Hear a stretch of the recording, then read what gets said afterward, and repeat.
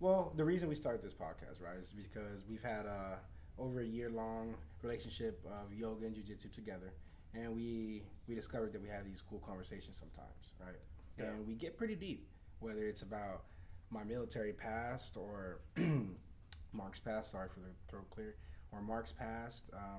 We figured out we started getting pretty deep with some conversations, and we're highly influenced by Joe's podcast, Joe Rogan's podcast, and a few others. So we figured, why not give it a try? We opened up this youth center, and now that we have an actual spot to broadcast out of, I think we're just gonna come to you guys and show you clips and videos. Mark's gonna read a few of his books, and pretty much just dive into what we do, our lives. Your life as a father, author, husband.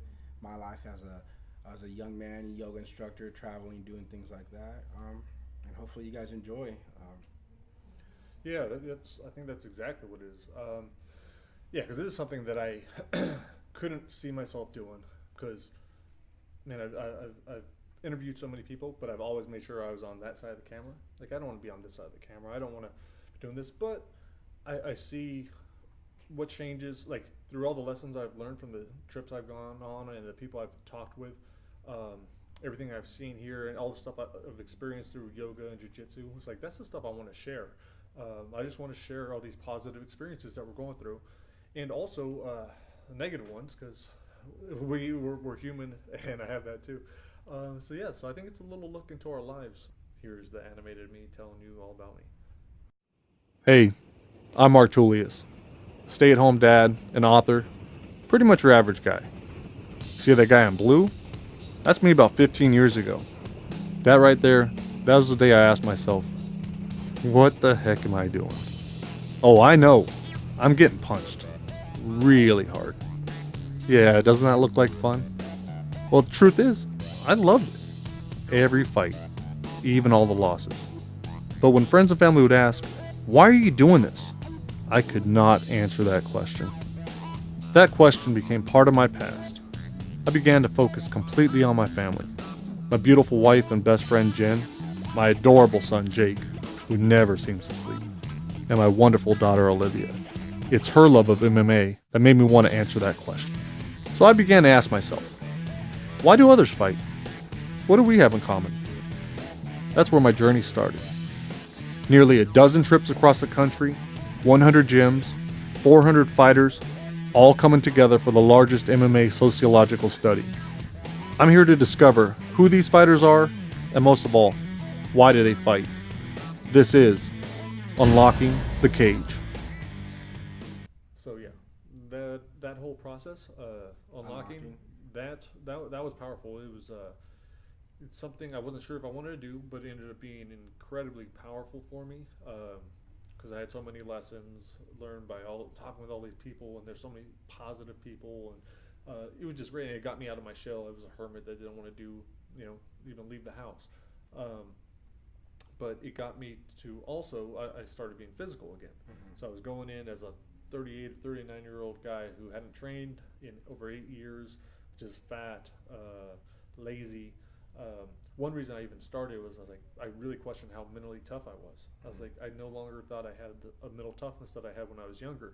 And I started thinking about like friends that are dying and people facing cancer, and like, okay, what if I experienced some bad stuff? I was like, would I be able to get through it? And I was like, I don't think so. I was like, I'm mentally weak as a man. I don't think I'm as mentally tough as I used to be. And so, but by going in there and starting to actually push myself a little bit, it was cool. It was just a great experience. And that had a lot to do with it.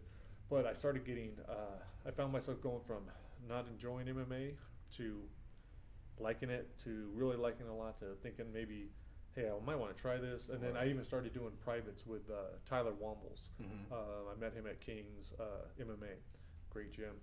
And he's an awesome striking coach. And so I was doing some things with him, and I was actually thinking, I was like, maybe I'll fight. I was like, why not? It was, and this is stupid. And I understand that the idea is stupid. So I was at this time I'm probably like 40 or 41. Okay. So yeah, this is like a midlife crisis. Let's be real. It's just like the whole thing was a midlife crisis. Luckily, I have the coolest wife in the world, mm-hmm. That allows me to do this stuff, and it's awesome. But goddamn, I got distracted. No. So Well, you no, started no, no, training no, with no. Tyler? Okay. Yeah. Oh yeah. So I started training with Tyler because I was thinking, yeah, I was like, maybe I want to do this, and I was like, it'd be cool when I released the book. I could also fight, and it's like, finally I realized I was like, that was just a bad idea. Mhm. Like I knew it, but I still want to do it, and that's what's crazy, and that's what really helped me with the book though too. I was like, man. So I started the process, not liking MMA, not knowing why I would ever wanted to do it, not picturing myself doing it, to be like, oh wow, I want to do this again, even though I shouldn't because don't need the money, what little money there is, and why risk injury? And I have 2 kids, and like, why would I even think about doing that? But luckily, I had a friend who pointed out that I was getting beat up by kids half my age, and he warned me about brain damage. And so, thank you to Brian for letting me. Yeah, I shouldn't spar anymore, but I'm struggling with it because I was like, I want to spar. I want to. I still want to fight. And even though, dude, I promised my wife, I promised myself, I put it on Facebook. I was like, I wasn't gonna spar again. When I went back to Rhode Island on one of these trips, I brought my gear with me. Like even though I brought my shin pads and I brought my gloves, and even though I told myself I wasn't gonna do it, and I did one night, and it was really light sparring. It was at Joe Lozon's new place, and one guy I went with, like he just went a little bit hard, and which he should be doing, you know. And I got tagged a couple times. I was like, man, even this level of shots, I was like, I shouldn't be taking these. I was like, I just promised myself I wasn't gonna take these kinds of shots anymore. I was like, but I'm still doing it. And then so after that, I haven't sparred since then. But so I just started focusing on jiu-jitsu, and when I was back there on that trip, I also met with a professor at Brown, Michael Kennedy. He teaches the sociology of martial arts at Brown, and he was so kind to have me go and do a guest lecture where I was actually able to show some 10th Planet moves. Nice. And it was cool, and I got to see Brown's grappling team. They have this Gamma grappling and mixed martial arts team, and I interviewed their students, all these kids that were doing it, and why martial arts was so good for them, and why they needed it, and how they wish they had it earlier in their life. And it was so like that was pretty powerful to see. But during my conversation with professor, I was telling him I felt pretty good about how much I was learning about different reasons why individuals are fighting. Already like maybe 300 or more fighters at that point. So I thought I had a pretty good understanding of all these different reasons why people are fighting, and all this and that. He's like, okay, well now let's look at the next closest group. He thought wrestlers would be perfect, which is a really good choice. They're really close to mixed martial artists. Yeah. But I was like, well, I'm interested in jiu-jitsu. I want to train jiu-jitsu, so I was like, I'll make that my focus now. And so I would still hit some MMA places, but I was really going to, I started hitting lots of the 10th planets. So I was like, I got a chance to train, meet some really cool people. And that's where I ran into you. So I think I'd gone to 10th Planet Riverside to talk with Randall Dolph, head instructor. And it was just you and I think one other guy. It was just a slow morning. Day. Yeah. But that was such a cool day because I brought my I think he was 9 at the time. My nephew Luke, great kid. Knew he could use like a special day, and I knew the opportunity. I wanted to do it so I could talk to him on the way there and on the way back in the car to see what was going on and why he'd been having some just some emotional stuff that he was dealing with. But then also give him a job. I was like, you could be my photographer for the day. I'll pay you, whatever it was. It's probably child labor laws against it. But I gave him a little bit of money for helping me out. Yeah, of course. But it just worked out perfectly because he got that. And then, man, when I saw that there was only like going to be 2 people or 3 people in the class, I was a little hesitant. But to have someone that was my size was awesome. And then when I rolled with you, that was cool because that was a different style I hadn't seen. I was surprised how well you moved for a big guy, and especially once you told me about being in the Marines and what had happened to your back and how yoga had helped you. And so it was definitely we had some great roles. Yeah. It was cool. I think I told you then that I had wanted to interview you about your experience in the Marines, because I was really interested in that. But it was a year later, I think, after that, it was like 2015, January or February, that the Gracie Nationals. I was starting to compete in jiu-jitsu, but I'd also just partially torn my ACL. I didn't know it was torn, I just know it was jacked up and I shouldn't be doing it, but I had a brace on, I was gonna do it.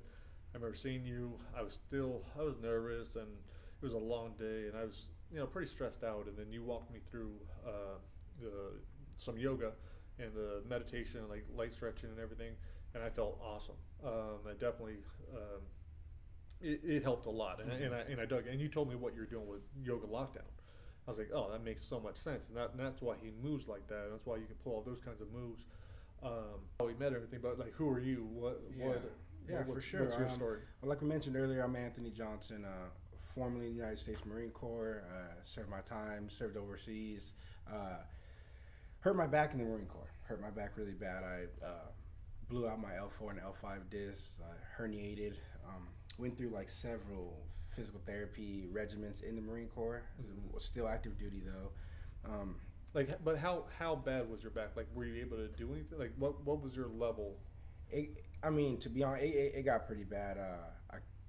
It would hurt to put my socks on in the morning. Yeah. So I was gonna get to it, but I got addicted to pills, just painkillers. Oh, wow. Just popping painkillers all the time because I was still active duty. Okay. So I still had to go and train, and I was a radio operator, so I had a radio on my back.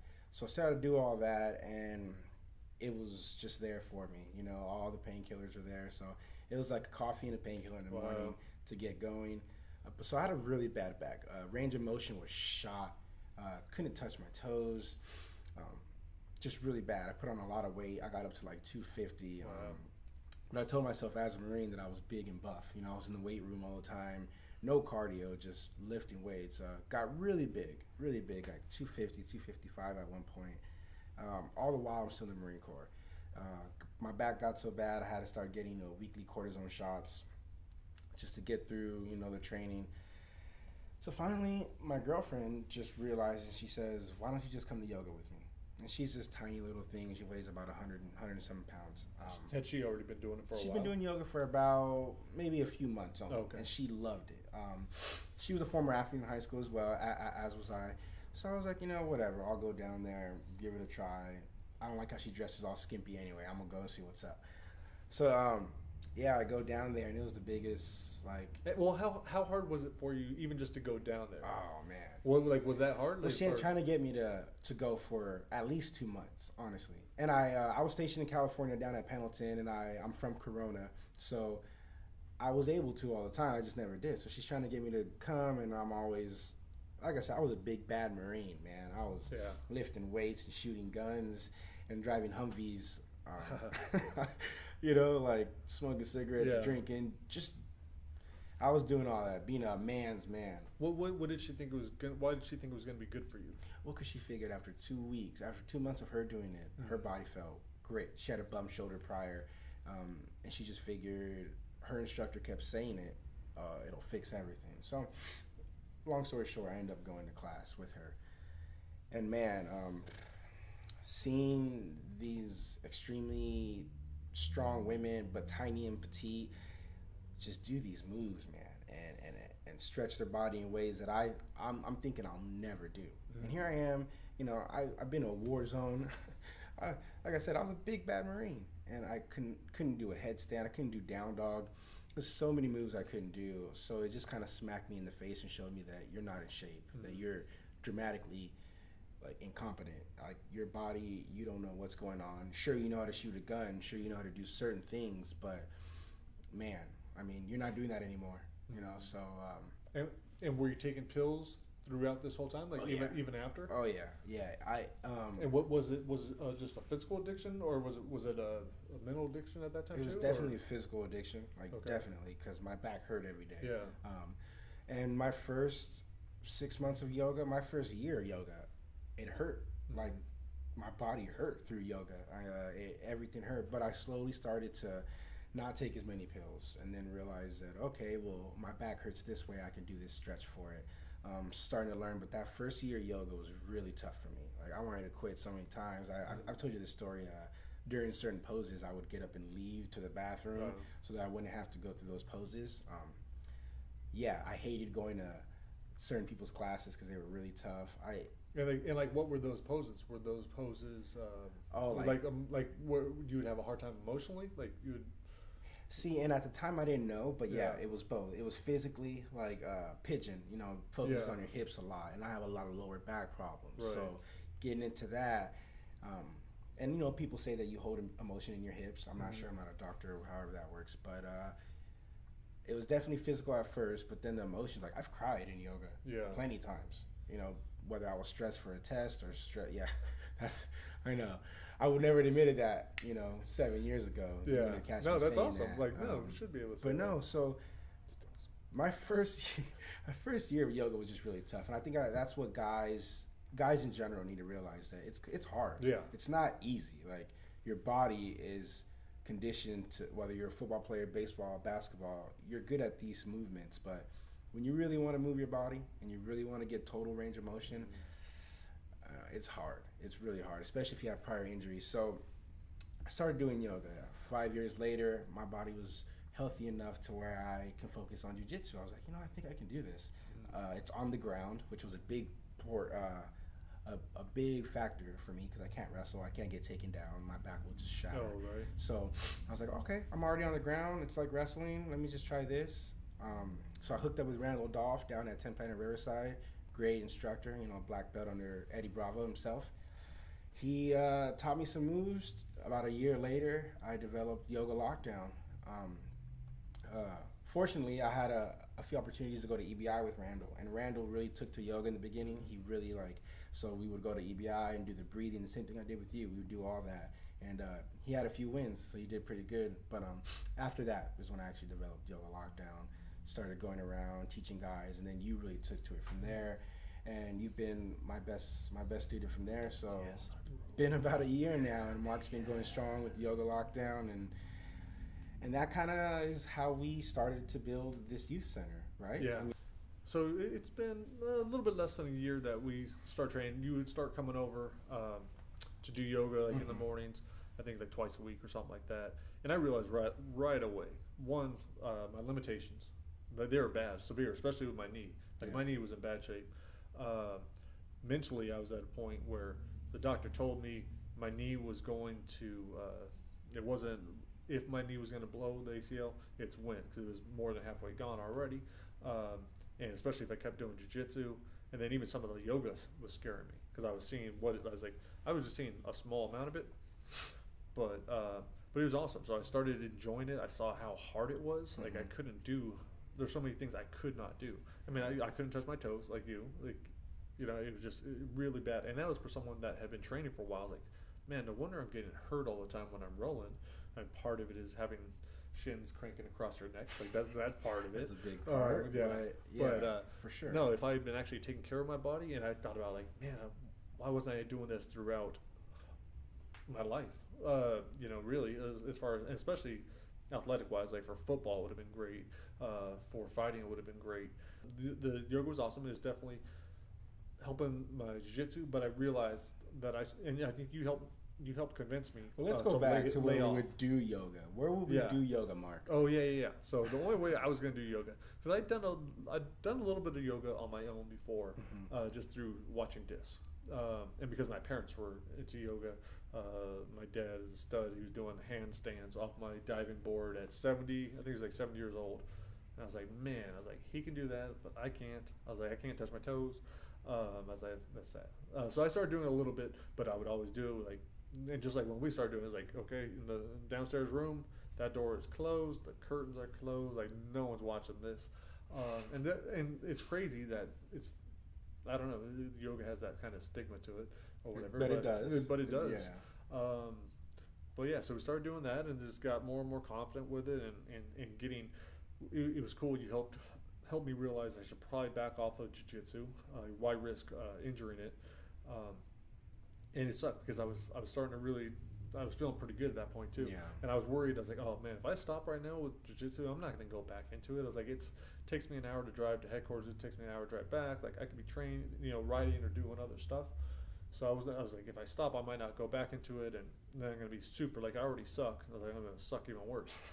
But you convinced me that wouldn't be the case, and we took 4 months off, about almost no rolling at all, and then we came back, and now I was like, my knee feels so much stronger, so I completely rehabbed my knee. I feel way better than before. Yeah. I don't wear a brace or anything like that. and then just overall, just how much more flexible I am, how much better I feel, and I don't not all beat up afterwards. So it's been big. You know, and on top of that, all the emotional type breakthroughs I had through yoga. You know, yeah, we had some pretty deep sessions and cool stuff going on.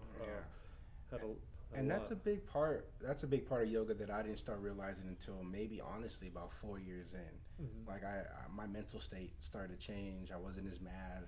Um, just basic things like road rage or someone cutting me off. Yeah. Like, instead of getting mad at him, I'll just laugh at him and be like, I hope that guy has a better day. Well, all right, so we got to go a little bit deeper on this because earlier you mentioned being in the Marines, but you didn't mention in your back problems. But talk about what else you've been dealing with, and what was your talk about a little bit about what you were dealing with at that point. Like, Well, who were you before you started, and while you were doing yoga?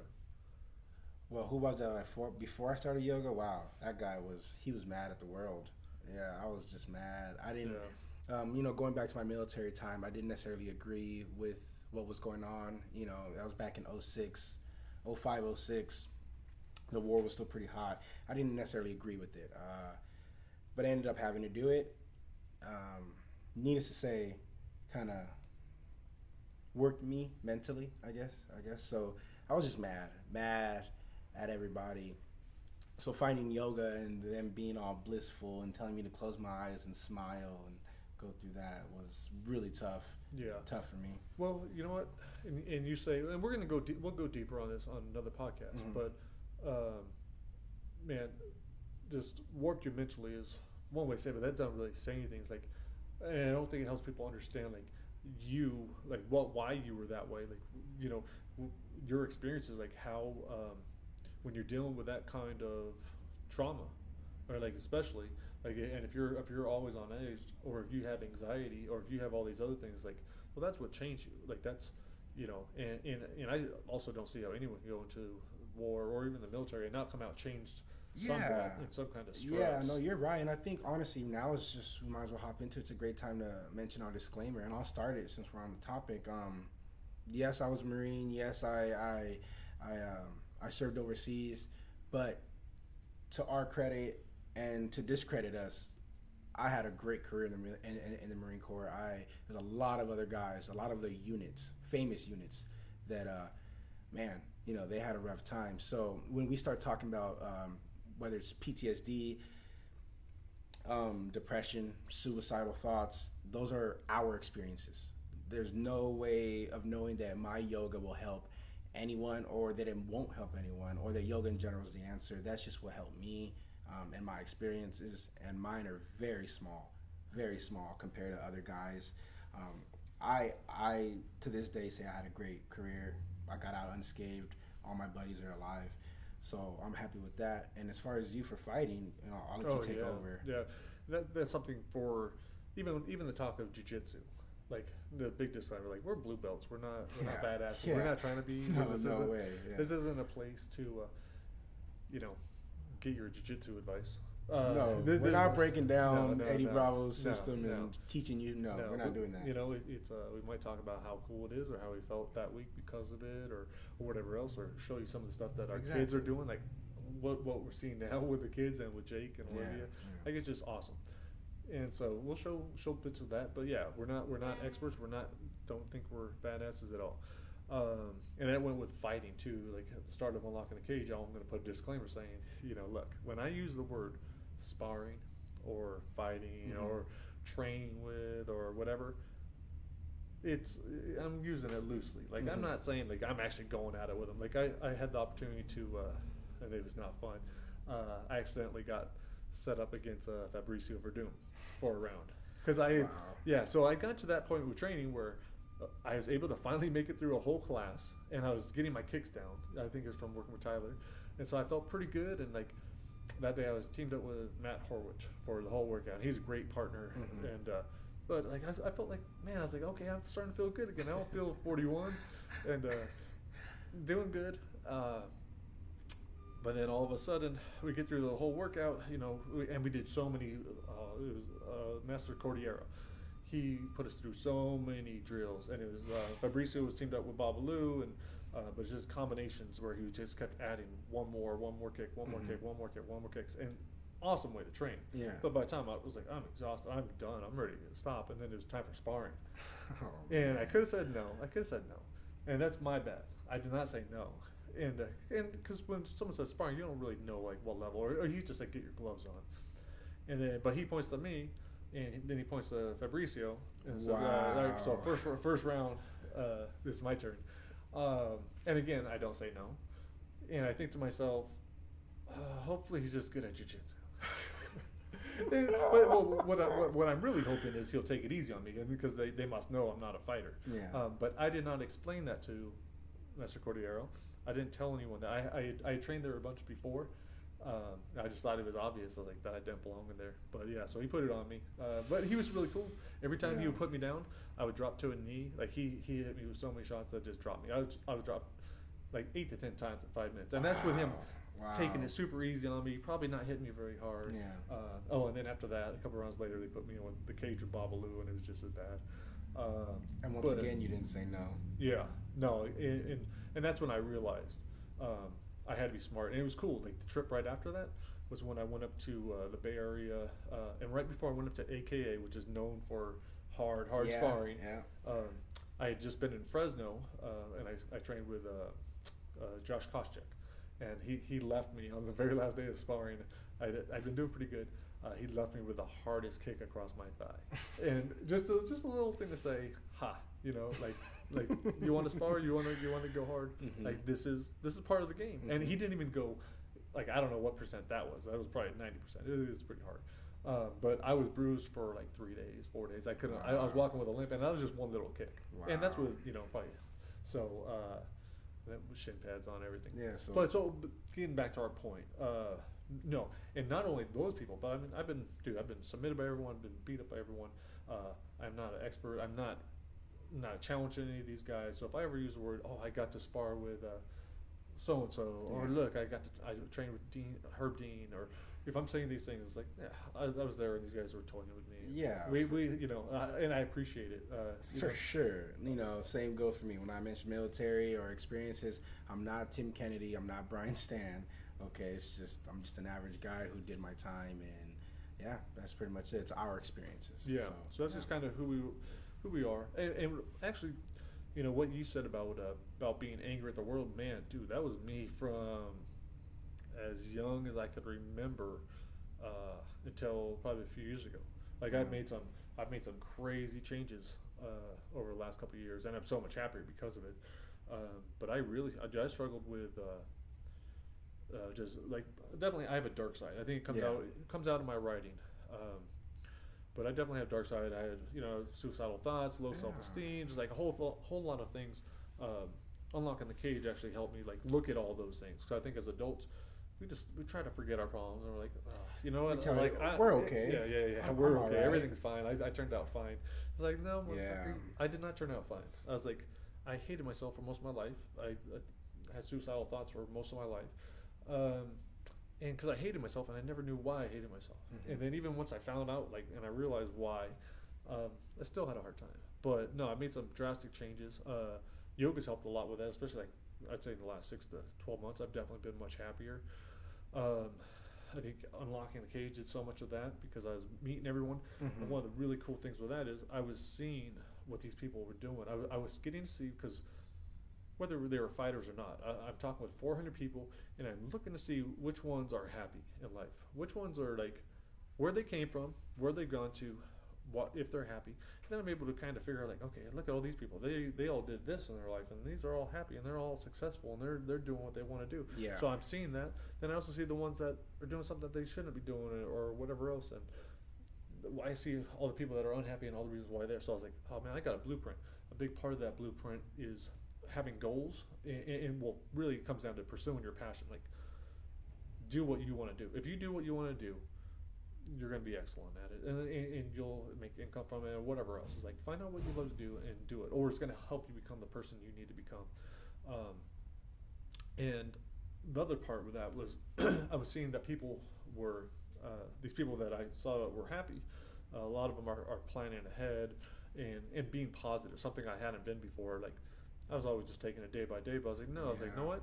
2016 is going to be awesome. It's going to be an awesome year. I want to travel around the country with my family. So we're going to do book festivals. We got like eight of them planned this year. So that's going to be a lot of fun. Yeah, I wanted to open a gym. For the last year, I wanted to open a gym to do jiu-jitsu. After I met you, I was like, oh, this is where I want to do yoga. It makes so much sense to have them together.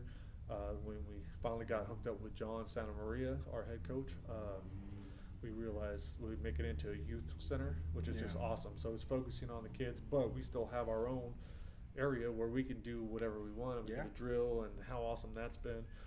So we got that in the mornings. Along with what I want to do with the festivals and opening the gym, I was like, okay, well, how do I want each day to be? What I want for my perfect day? So I realized it was, okay, I want to take the kids to school in the morning and play with them, get them ready. Then I can go do yoga. I can go straight into jiu-jitsu, because that's awesome. That's one thing that you've opened me up to, is just feels so much better. I'm already so warmed up. Helps me it's pretty awesome.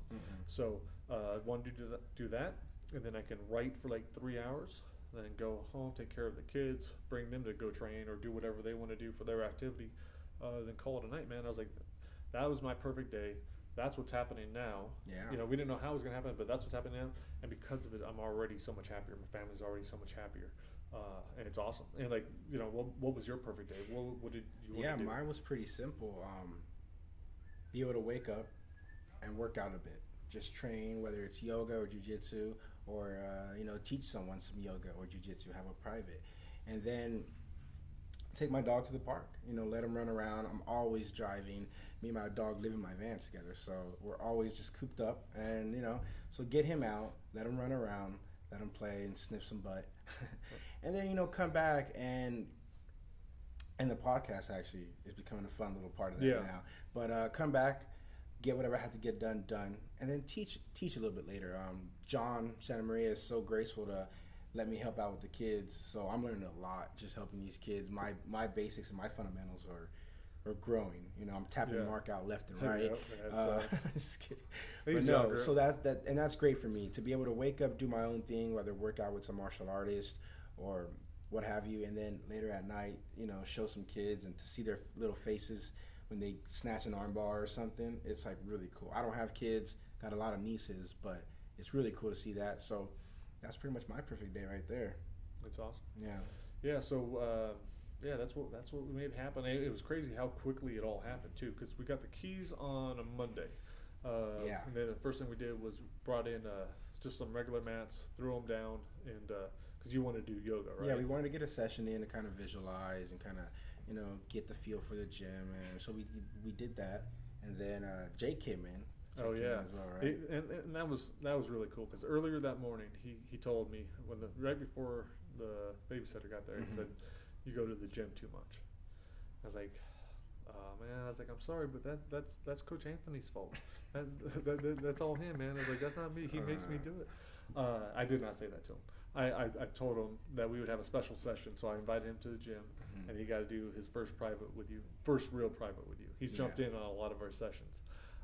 But yeah, my son's only 2.5, and he just, on his own, from watching us do it downstairs, sometimes we'd let him join us, or he'd watch me. Sometimes that's how I would babysit him. I'd be doing yoga on a disc and just letting him like crawl on me and under me while I'm trying to do yoga. I was like, total yoga mom or whatever.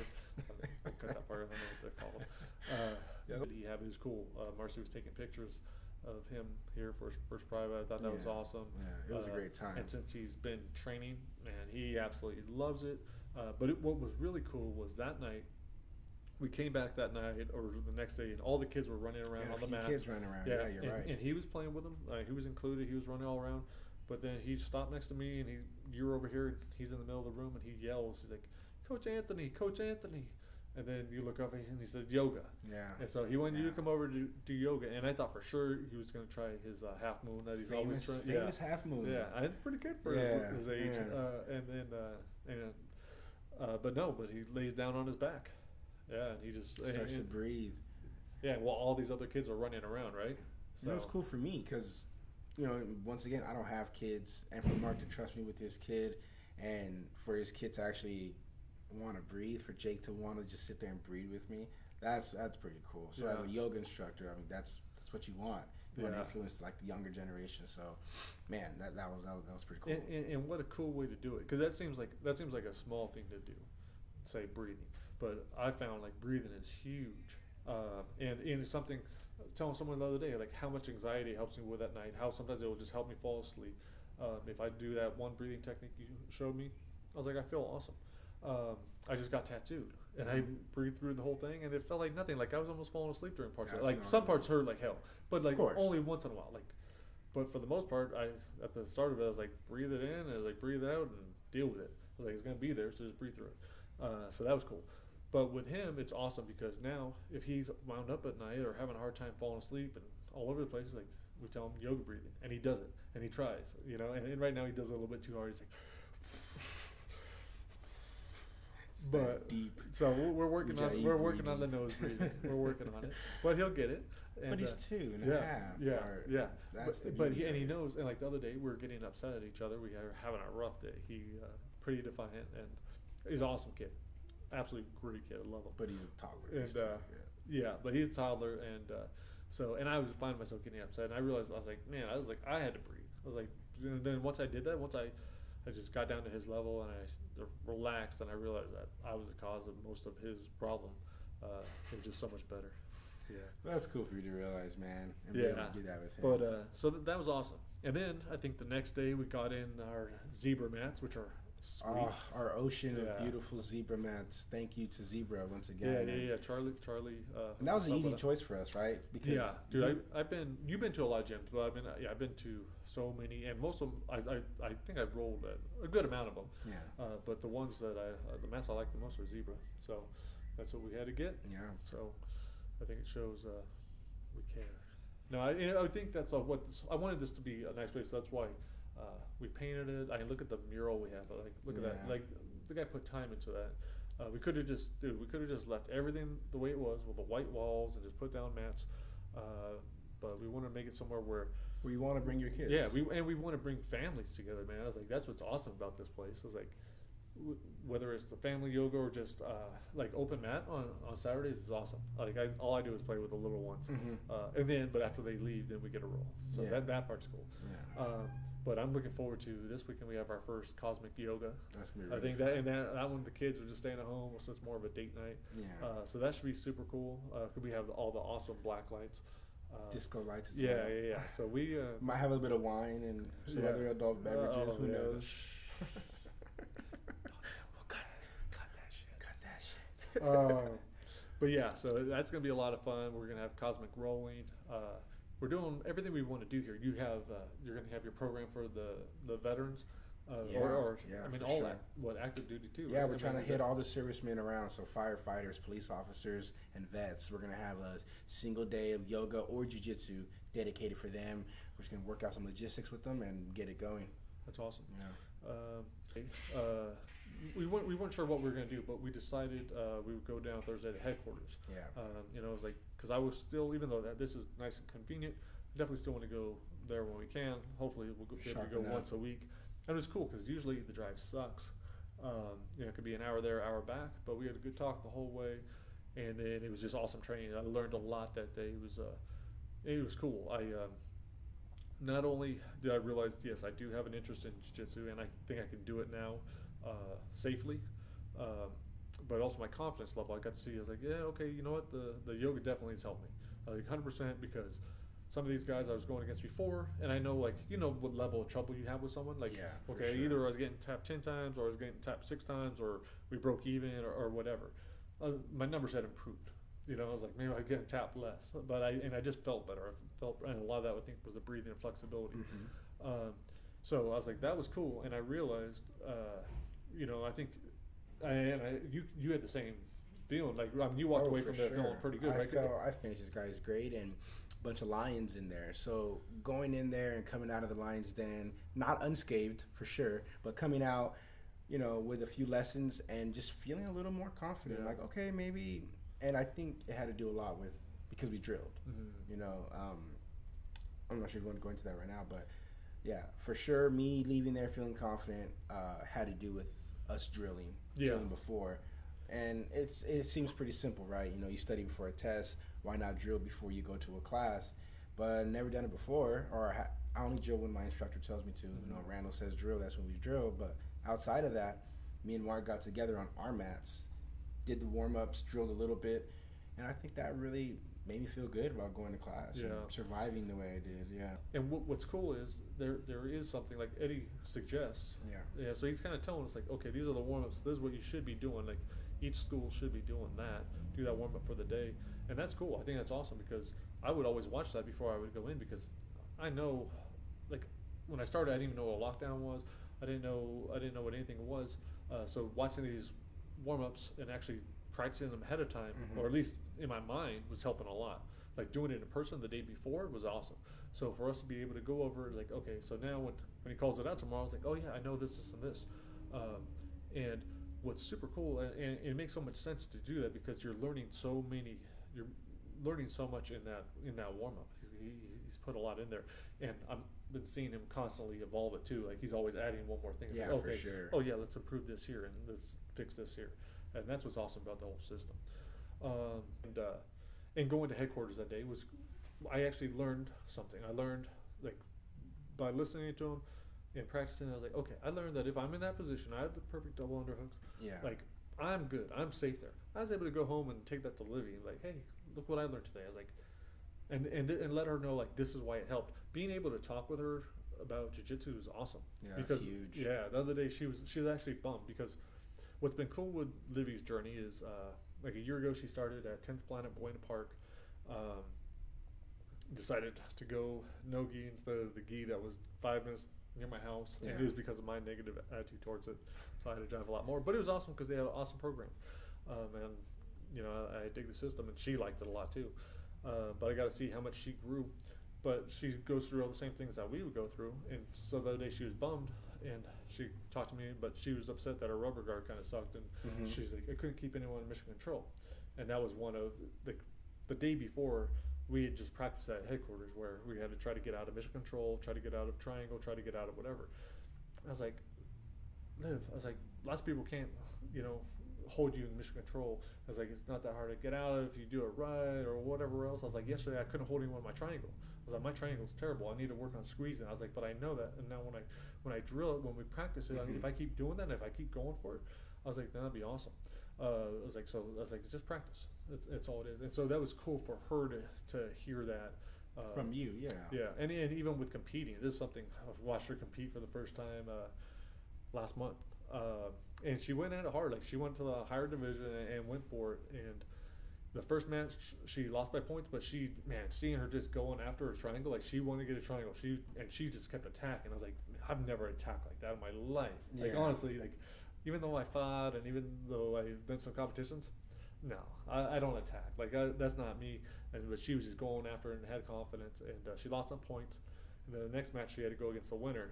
And then the very last, it was like at the 4-minute mark at a 5-minute round, or maybe longer. She got mounted, and it was like a heavy mount, and her face was getting smashed. And I was like, damn. I was like, no one else right now knows that level. Like until you experience that, I was like, that's the first time she's ever experiencing this. Like in class, you don't experience that. Yeah. No way. Like not in kids' classes and when you're being watched. Like no one's getting smashed like that, and that feeling like, oh damn, I can't. There's nothing I can do to get out of here.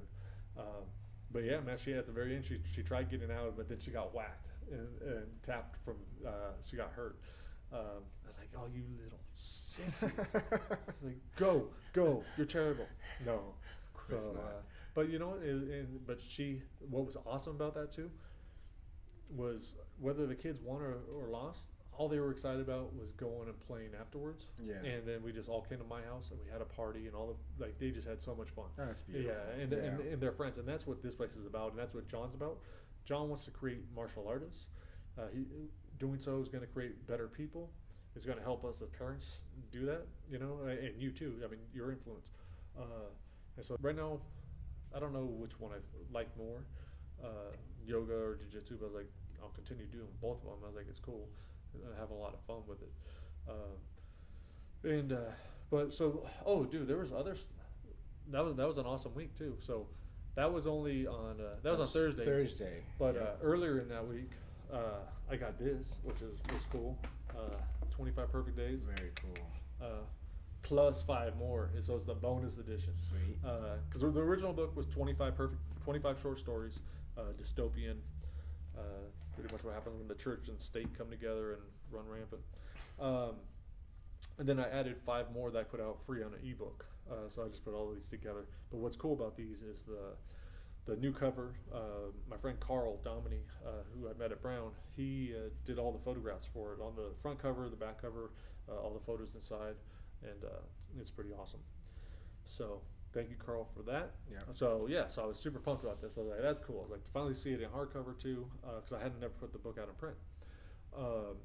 But then the very next day, I didn't care about this anymore because a package arrived from my daughter. It was just so awesome to see. So her get the physical copy of her book, Triple S Agency. Well, our book. It has both of our names. Her name is bigger, and I'm not so happy about that. But actually, I was open. I tried to convince her just to put her name, but she said no. Yeah. But man, just yeah. So she was definitely proud when she saw it. It's just so cool to be able to do that with her. Yeah. She, that night she read it to her brother. What's the book? Triple S Agency, Puzzle at the Preschool. Who's it written by? Olivia Tullius and Mark Tullius. And illustrated by Justin Chow. And he loves it now, and he's watching it. And super cool was Donna Gonzalez. Mm-hmm. She's a voice actress that I know from Headquarters. I trained with her and her husband Jonathan. Awesome people. I had her narrate it. She had narrated one of my short stories, one of my horror short stories, and people liked it. It was pretty awesome. And so I had her do the voices for this. And Nice. yeah, so that's pretty cool too to have. Marie was a good little girl. She was the quickest and quietest snacker in the green group. This meant she was first to be excused for free time and first to get to the puzzle area.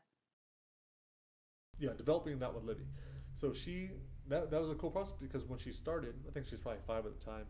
She told me, she's like, I don't know how to write. Yeah. Like, because she didn't physically know how to write. She couldn't. Of course. She barely knew her letters or whatever.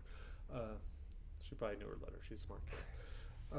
Sorry, Liv. I was like, yeah, we're gonna make up a story, and I was like, I'll help guide it. And I gave her the freedom that I would give any other, and the respect I want if I was a co-author. And I did that once before, and it's a cool thing if both parties can agree. And so she would say, I want so-and-so to be a female. I'm like, no, it'd be way better if it was a little boy because this and this. No, Daddy, I want to be a female, Yeah. I was like, okay, well, whatever, the book sucks, it's your fault. So anyone that gives it a bad review, so Triple S Agency, give it a bad review. I was like, yeah, you're criticizing my 7-year-old daughter, so I hope you feel good about yourself. Because she made all those choices, all those word choices. No, Stop we trying to put it on her, Mark. we Yeah. did it together. I take Yeah. responsibility for all the bad choices. But it was fun, and we're gonna do a whole bunch of those. Sweet. And that's That's what's awesome. awesome. Yeah, we're finishing up book 2. Gonna have the illustrator Justin Chow get going on that, and that's cool. She's gonna have. I told her, I was like, in 5 years or so, I said I want you to be writing them on your own. I was like, I'll be your editor, where I don't have that kind of input. So that'd be pretty cool. Yeah. And she said, no, I want to hire a real editor because You you suck at that part. Yeah. Saturday we had Bring It BJJ girls come Yeah. to do an event with who was the fighter? Talita Noguera. Yeah, That's she honored us by coming in and teaching the girls some cool stuff. Cool chick. Yeah, good Yeah. stuff. Good lessons. Yeah, it was Libby and Kai. John's daughter Kai is 7 years old, same age as Olivia, and it was their first time wearing gis. I think definitely Libby's. It was the first time she had put one on, and so they were so hesitant to get out there and do it. And they didn't know what to do, but it was cool. We want to introduce some of that. I was so anti-gi for a long time, and that's one reason why I went to 10th Planet. I just wanted to train. I trained in both, but I liked no-gi better for whatever reason. And I think that's always a preference thing. But had a really cool experience. This would be for a later podcast where we would go into gi, no-gi, and all that.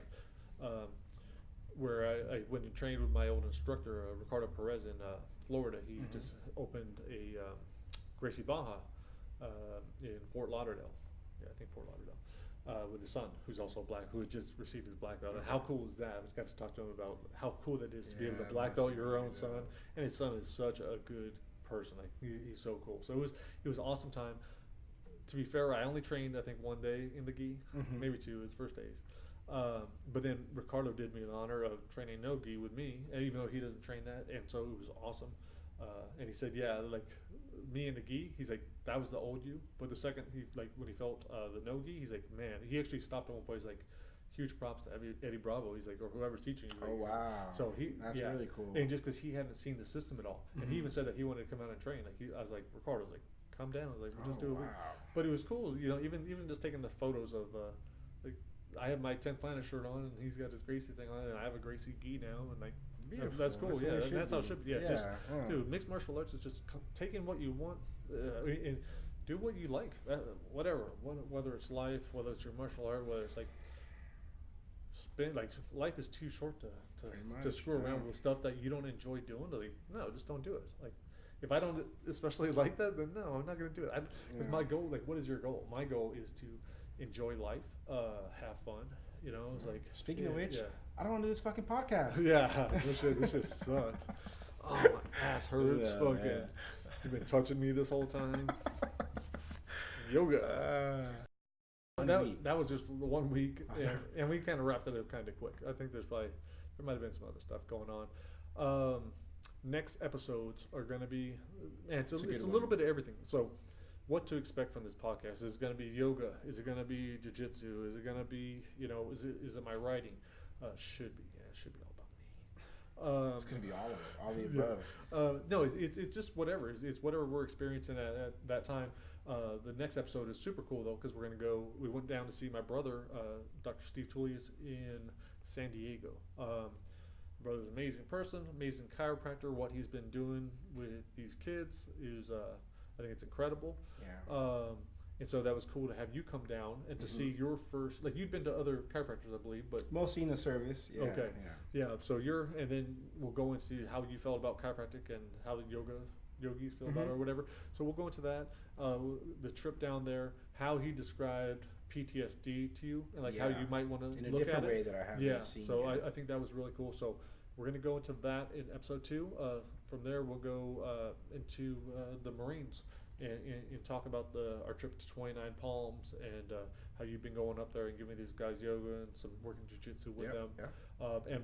But really going into their funding for their gyms and why there's this big deal where they're risk losing their gym or not having the funding because higher ups. So we'll include lots of our interviews of those guys and have Reese in here. So yeah, we got a lot of. I mean, it's just whatever is going on that week. So I think stay tuned. It's gonna be a cool. It's gonna be a fun year. So every week we're gonna play at the end of every episode. We'll have one short story on. But listen, this is not for kids. So this is another disclaimer. This is this is horror. This is not everything that will be on here is going to be like extreme horror or too hardcore, but it might be. So we're thinking like Stephen King type. Yeah. So Stephen King, that's who I read the most. I think he's probably my biggest influence. There's actually one of the stories that's in here. We'll talk about that. The Book of Revelation. It's written about one of his books, The Stand. The Stand is actually a kind of a character. It's an evil book. So we'll go into that, and we'll play that version of it maybe on the next episode.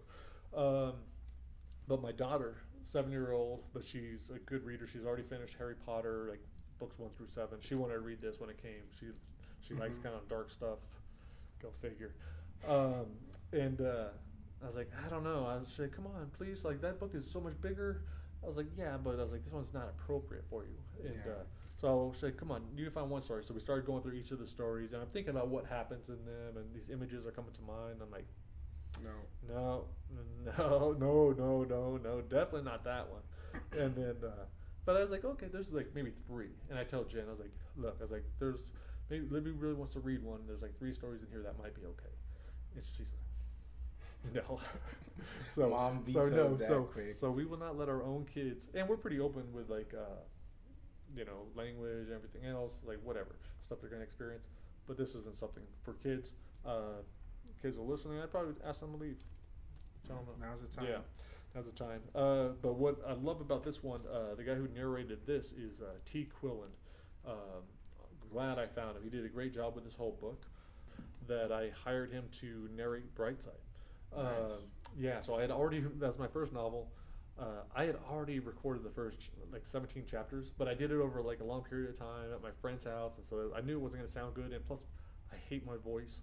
That's why this is difficult at times. Yeah. You know, I was like, we all sound weird. I think we all hate our voice and question ourselves. But another podcast.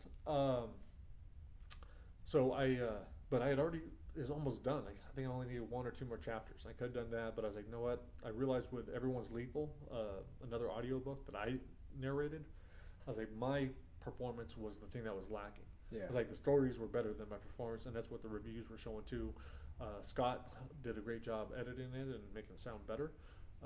But I'm not a voice actor. Like, I've never, like, that's not my job. That's not my thing. I was like, it was kind of fun, but I would need practice. So that's why we hired T to do Brightside. He's almost done with that, and I think that's going to be cool. But so for today, this is Each Dawn I Die. Remember, horror, radar, Not for the kids. pornography involved in this one. But here, check it out. Each dawn, I die. The girl he called Laura buried her face in the pillow. Her crying returned to full-blown sobs. Vic stroked her shoulder and tried to shush her, wished he could remember her real name. She eased up a little with his touch. "There you go. That's better," he said. "It's not that I don't like you, but I gotta sleep by myself." She jerked away from him. "It's nothing personal," she screamed into the pillow. "I know." Vic stopped pretending with his nice voice. "You need to get up." He grabbed the stained wipe-up towel and wrapped it around his waist. She peeled her face away from the pillow and looked at him, her face a black mess of smeared mascara. Sounding much younger than the 18 years she claimed, she asked, "Where are you going now?"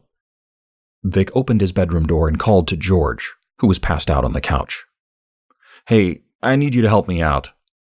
No, I don't want anybody in here," the girl pleaded. George had been Vic's boy for nearly a decade. They'd met in Principal Jenner's office after getting caught buying ecstasy.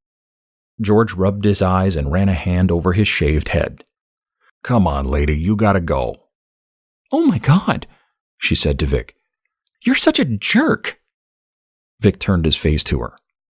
"I'm sorry, I have to get up early. George will take you home." "I can't go home. I told my parents I'm staying at Amy's." Vic rolled his eyes at the ridiculousness. He needed to start doing a better job of checking IDs. As he headed for the bathroom, he told George, "Handle this quietly, please."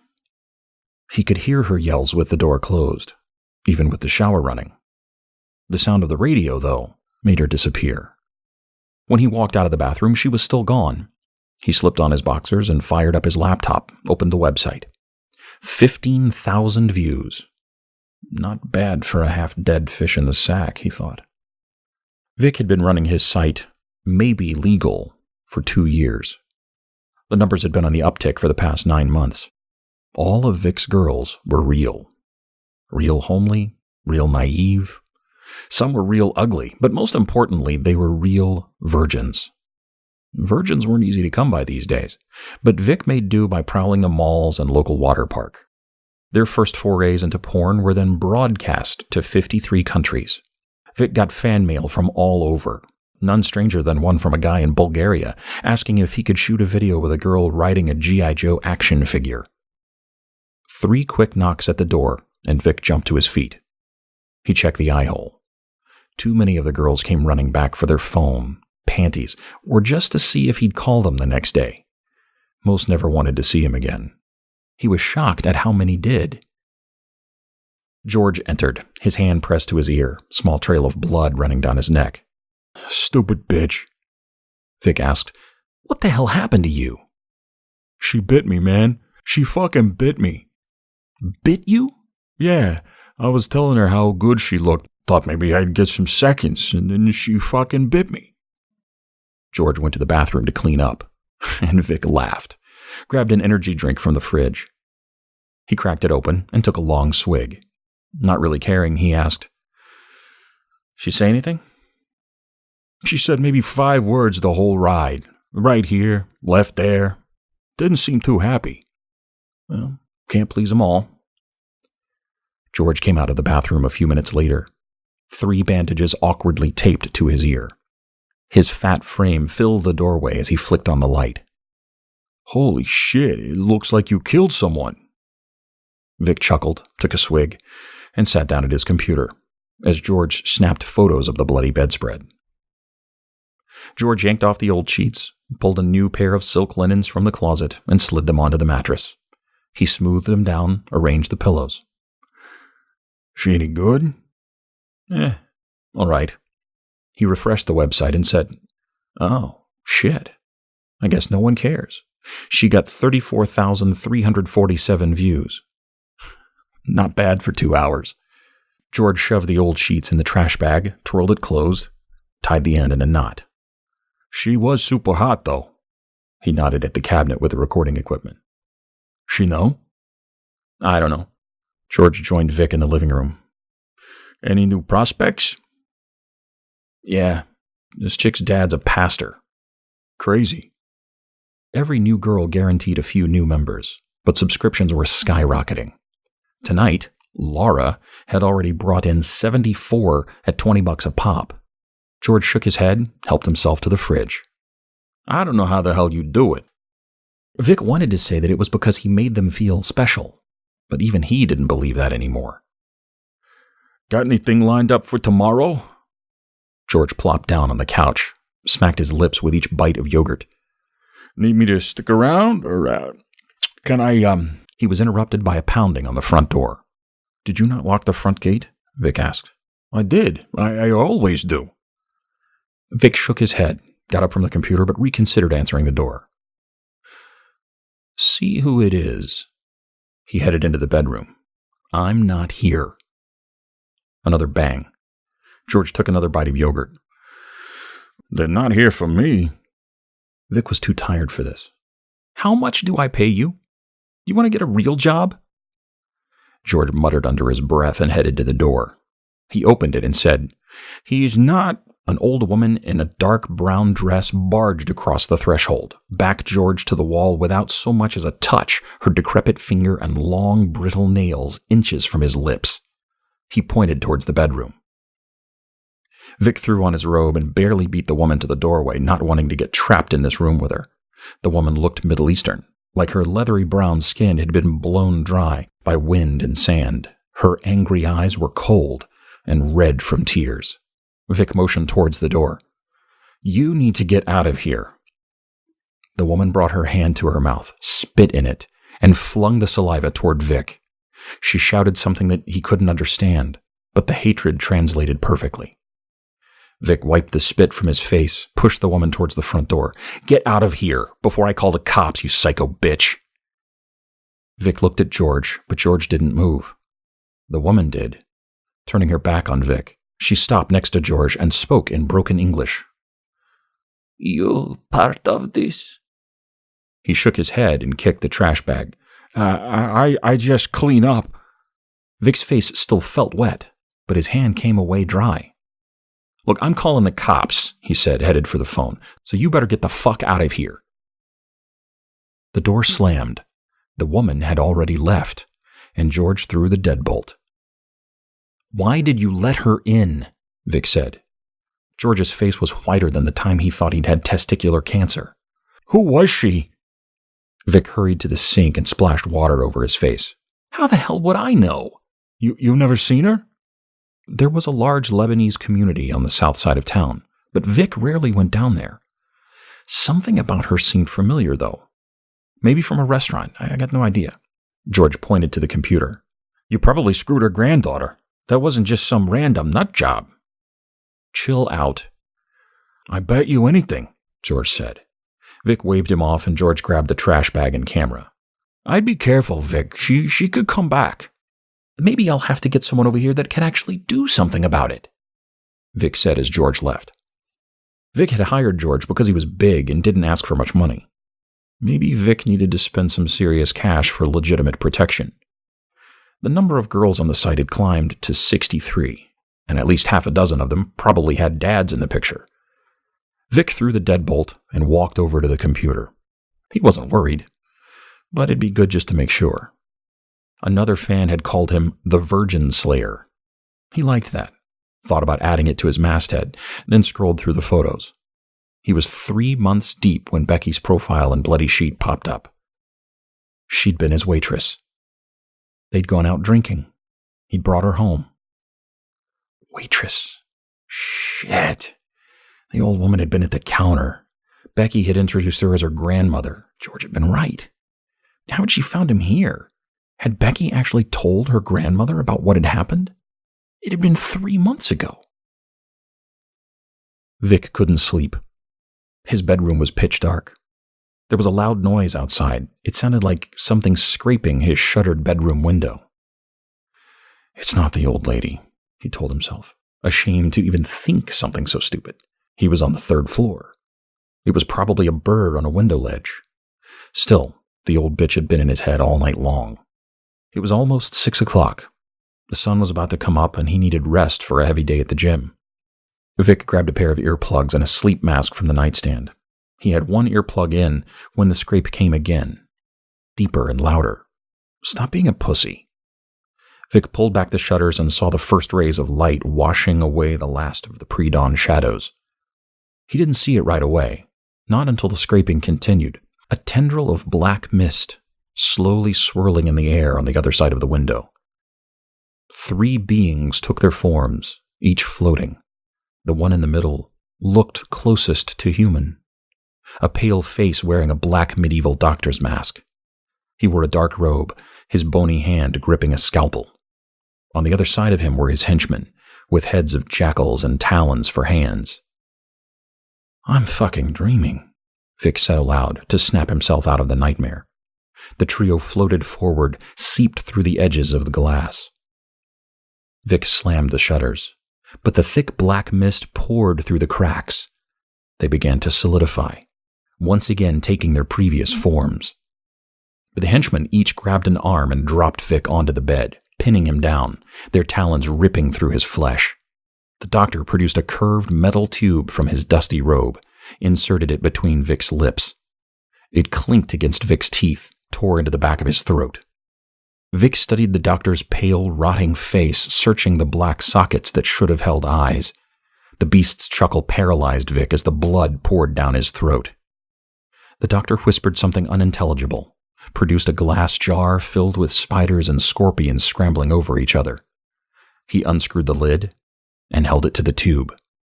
Vic's mind screamed as the creatures poured inside him. His body bucked against the henchmen who were holding him down.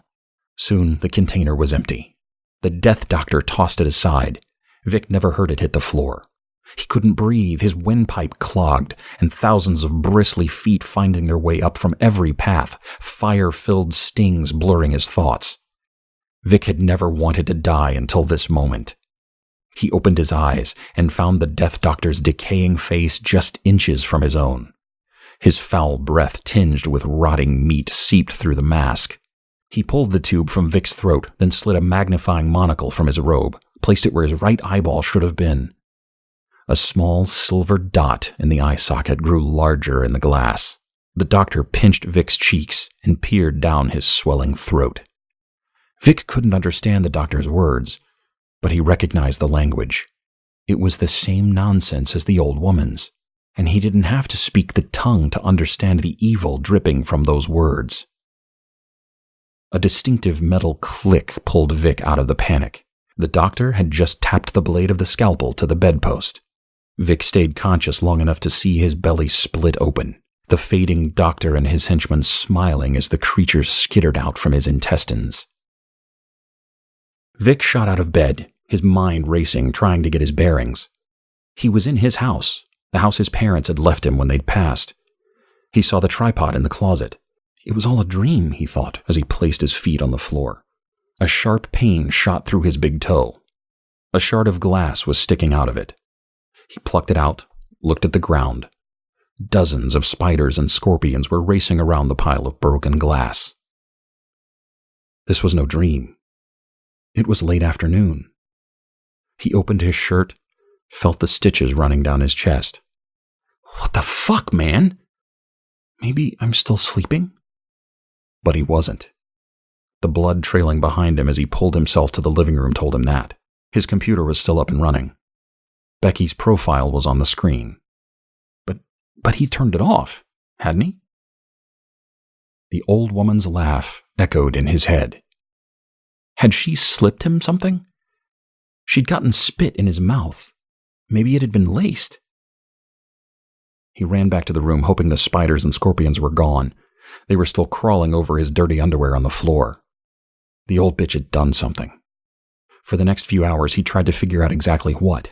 He called George, but there was no answer, and his voicemail was full. Vic paced as Becky's eyes seemed to follow him around the room. Finally, he deleted her profile and videos. Still, he felt her judging from somewhere. He threw on his old jeans and a shirt and grabbed the gun under the sweaters in the closet. He got in his Porsche and drove to the alley across the street from where he dropped Becky off. It was dark except for the light in the girl's house. He didn't bother locking the car, the .357 tucked in his belt, the baggy shirt hiding it. He stepped in front of the white picket fence and stared at the snarling pit bull on the opposite side. The old woman's gravelly voice jolted Vic. She stood on the porch, staring at him through dark cataract sunglasses. "You came," she said, sounding pleased. Vic realized he hadn't thought about what to say. He felt silly and exposed out here on the street. "It doesn't look like he likes me." "Oh, he will. At least the taste of you." The old woman loved seeing him squirm. He couldn't show his true emotions. He had to be smart, diplomatic. If that didn't work, there was always the gun. "I need to see your granddaughter." "I have no granddaughter." "The young girl that works with you. She introduced us. That's why you came over." "That's not why I came over." "I want to apologize."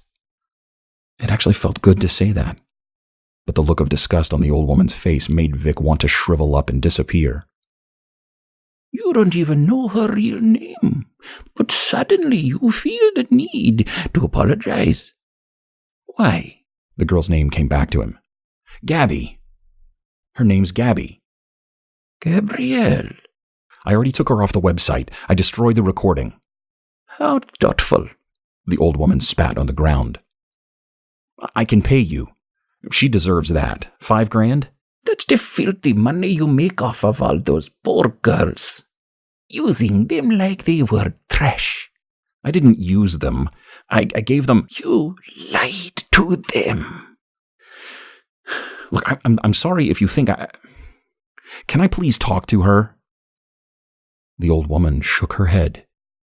"She didn't come down for breakfast one morning. I went to her room, saw the computer was on. There was a movie playing on the screen. I watched 10 seconds of the film and turned it off. I heard the water running. Gabrielle was in the bathroom. The bathwater was so red I couldn't see her legs. She died as the sun came through the window." Vic placed his hand on the fence. He felt sick. The pit bull growled and leapt for his hand, snagging his knuckle. Vic jumped back. "I'm so sorry." "And you'll remain sorry for the rest of your life." There was no reasoning with her.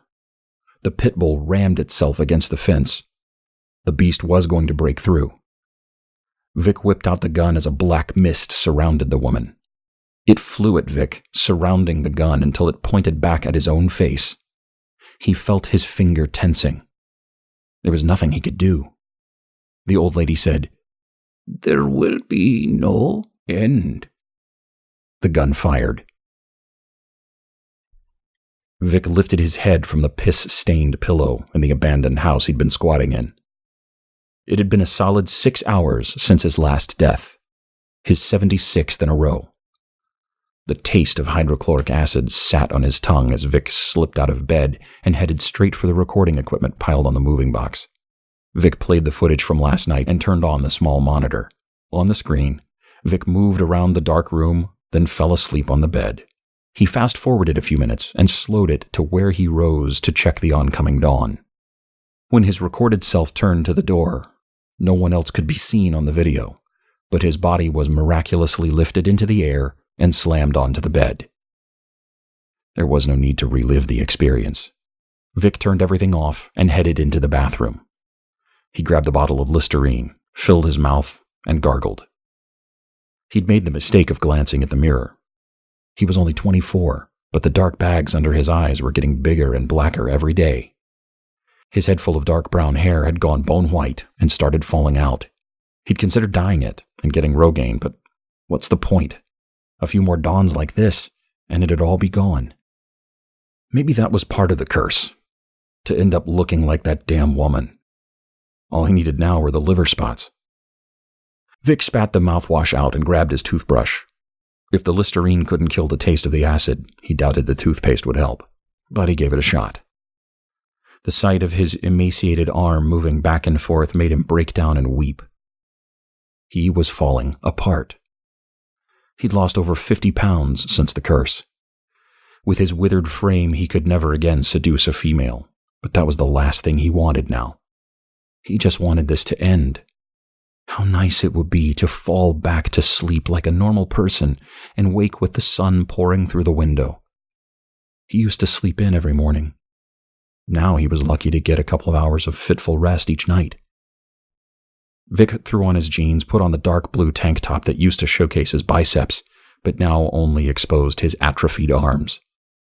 Death did not exist. Not for him. Whether it was the doctor and his henchmen, or by his own hand, the permanence of death couldn't happen. He tried everything, slitting his wrists, jumping off skyscrapers, bridges. He'd driven his car off a cliff and eaten more bullets than he could remember. Sleeping pills didn't work either, always wearing off at first light. Vic had fled west in an attempt to escape the dawn, but the bastards had followed and flooded his throat with a steady flow of viscous oil. They lit it on fire in Illinois. They forced razor blades through his trachea in Albuquerque. Then the doctor took a chainsaw to his chest in Wyoming. There were the Dobermans in Cheyenne. Being ripped apart by dogs had been the worst. He'd lost everything within the first month. His house, his bank account, every one of his so-called friends after he shut down the website.